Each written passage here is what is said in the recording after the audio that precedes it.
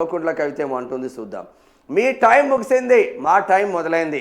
కవిత tweet రాజకీయ వర్గాలకు చర్చ.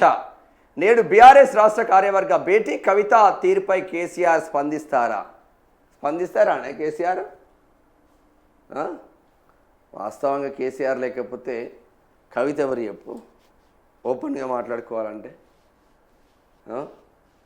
కేసీఆర్ ఒకసారి ఎంపీని చేస్తే, ఒకసారి మళ్ళీ కోటాలో ఎమ్మెల్సీని చేస్తే కల్వకుంట్ల కవితక్కను ఒకసారి చూద్దాం. ఇది మీ టైం ముగిసింది, ఇక మా టైం మొదలైంది అంటూ తెలంగాణ రాష్ట్ర సేన టీఆర్ఎస్ అధినేత్రి కల్వకుంట్ల కవిత ఆదివారం ఎక్స్లో పోస్ట్ చేశారు. కొత్త పార్టీ ప్రకటన అనంతరం ఆమె పెట్టిన పోస్టు ఎవరిని ఉద్దేశించిందో అన్న దానిపై భిన్న రకాల చర్చలు జరుగుతున్నాయి. బీఆర్ఎస్ ఆవిర్భావ దినోత్సవ నేపథ్యంలో ఆ పార్టీని ఉద్దేశించే ఈ వ్యాఖ్య చేసి ఉంటారని పలువురు అంటుండగా కాంగ్రెస్ బీజేపీలను టార్గెట్ చేసి ఉండొచ్చని మరికొందరు విశ్లేషిస్తున్నారు. కవిత పెట్టిన ఏకవాక్య పోస్టుపై నెటిజన్లు పలు రకాలుగా స్పందిస్తున్నారు. కొంతమంది ఆమెకు వ్యతిరేకంగా పోస్టు పెడుతుండగా మరికొందరు మాత్రం ఆల్ ది బెస్ట్ సిస్టర్, మీ కమిట్మెంట్ గొప్పదే, మేమంతా మీ వెంటే ఉంటామని మద్దతుగా నిలిచారు.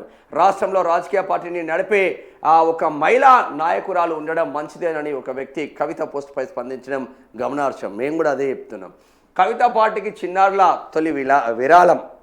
కల్వకుంట్ల కవిత ప్రకటించిన కొత్త పార్టీకి తొలి విరాళంగా రామ్నగర్కు చెందిన చిన్నారులు రిత్విక్, దర్శనీలు తాము కిడ్నీ బ్యాంకులో దాచుకున్న డబ్బులను అందజేశారు. ఆదివారం పార్టీ అధినేత్రి కవితను కలిసి అనంతరం వారు విలేకరులతో మాట్లాడుతూ సామాజిక తెలంగాణ కోసం ఏర్పాటు చేసిన టీఆర్ఎస్ పార్టీకి తమ మద్దతు ఉంటుందని ఎల్లప్పుడూ ఉంటుందని తెలిపారు.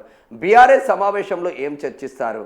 ఇక తాజా రాజకీయ పరిణామాలు, కల్వకుంట్ల కవిత కొత్త పార్టీ ప్రకటన నేపథ్యంలో కేసీఆర్ అధ్యక్షతన సోమవారం జరగనున్న రాష్ట్ర కార్యవర్గ సమావేశంలో ఏం చర్చిస్తారన్న దానిపైన ఆసక్తి నెలకొంది.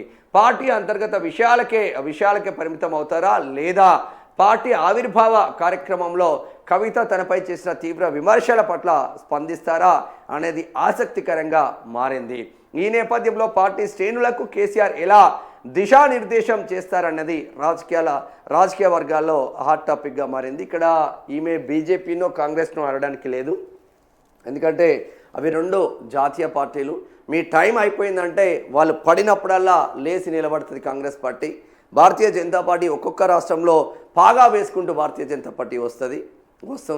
ఇప్పుడు మల్లారెడ్డి అటువంటి బడా లీడరే ఆ కుటుంబ సమేతంగా బీజేపీలోకి పోతున్నాడంటే భారతీయ జనతా పార్టీలో ఏం లేకపోతేనే భారతీయ జనతా పార్టీలకు పోయే ఆస్కారం లేదు కదా. సో కల్వకుంట్ల కవిత టార్గెట్ మొత్తం హరీష్ రావు, టార్గెట్ గుంటనక్క అన్న కోణంలోనే వినిపిస్తూ ఉంది. హరీష్ రావు, కేటీఆర్ డైరెక్ట్గా కేసీఆర్ పైనే విమర్శలు చేస్తూ ఉన్నది. ఆ కేసీఆర్ మన కేసీఆర్ కాదు, ఆ కేసీఆర్ మన మనిషి కేసీఆర్ అని మొన్ననే హాట్ టాపిక్గా వ్యాఖ్యలు చేసింది. Target KCR, target Harish, target KTR, target Joginipalli Santosh Rao. మరి టార్గెట్ కల్వకుంట్ల కుటుంబం ఎక్సెప్ట్ కవిత కాకుండా ఇంకొక చర్చ జరుగుతుంది. ఈరోజు తెలంగాణ భవన్లో తెలంగాణ బీఆర్ఎస్ భారత రాష్ట్ర సమితి ఆవిర్భావ దినోత్సవాలు ఘనంగా జరిగే అవకాశం ఉంది. దానికి కేసీఆర్ కూడా హాజరు అవబోతున్నారు. మరి ఇంటి పోరు రచ్చకెక్కి బీఆర్ఎస్ పార్టీకి డ్యామేజ్ జరుగుతున్నా కూడా ఒక్క నాయకుడు కూడా ఆ చర్యలపైన, అంటే డ్యామేజ్ జరుగుతున్న చర్యలపైన మాట్లాడకపోవడం, కవితను కంట్రోల్ చేయకపోవడం వాళ్ళకే నష్టమన్న చర్చ ఇంకొక వైపు జరుగుతూ ఉంది. ఆమె చీల్చేది మొత్తం తెలంగాణ రాష్ట్రానికి సంబంధించిన బీఆర్ఎస్ నాయకుల ఓట్లనే చీల్చి ఆ నాయకులనే చేర్చుకుంటున్న నేపథ్యం మాత్రం ఉంది. ఇప్పటికైనా మరి చూసుకుంటే కవిత పార్టీ ముందుకు వెళ్తూ ఉన్న నేపథ్యం అయితే ఉంది. మరి ఇదే విధంగా ముందుకు వెళ్తే 100కు 100% బీఆర్ఎస్కు డ్యామేజ్ జరిగే అవకాశం ఉంది. సొంత చెల్లకే న్యాయం చేయలేని కేటీఆర్ నువ్వు రాష్ట్రానికి ఏం చేస్తావని ఇప్పుడే విమర్శలు వస్తూ ఉన్నాయి. సొంత కూతురికే నువ్వేం చేయలేకపోతున్నావు కేసీఆర్, సొంత కూతురు జైల్లో ఉంటే కనీసం కూతురును చూడడానికి పోలేదు, నీదేం గుండె కేసీఆర్ అని విమర్శలు వస్తూ ఉన్నాయి. బట్ కేసీఆర్ ఉద్యమ పోరాటం, కేటీఆర్ ఉద్యమ పోరాటం, తెలంగాణ రాష్ట్రం వచ్చిన తర్వాత తెలంగాణ రాష్ట్రంలో టీఆర్ఎస్ పార్టీ ఉండడం ద్వారా డెవలప్మెంట్ విషయంలో 100కు 100 మార్కులు వేయవచ్చు, దాంట్లో నో డౌట్. బట్ ఇంటి పోరును కంట్రోల్ చేసుకుంటేనే మనం పైకి ఎదుగుతాం. ఓ సామెత కూడా ఉంటుంది, ఇంట గెలిచి రచ్చ గెలవాలరా అంటారు.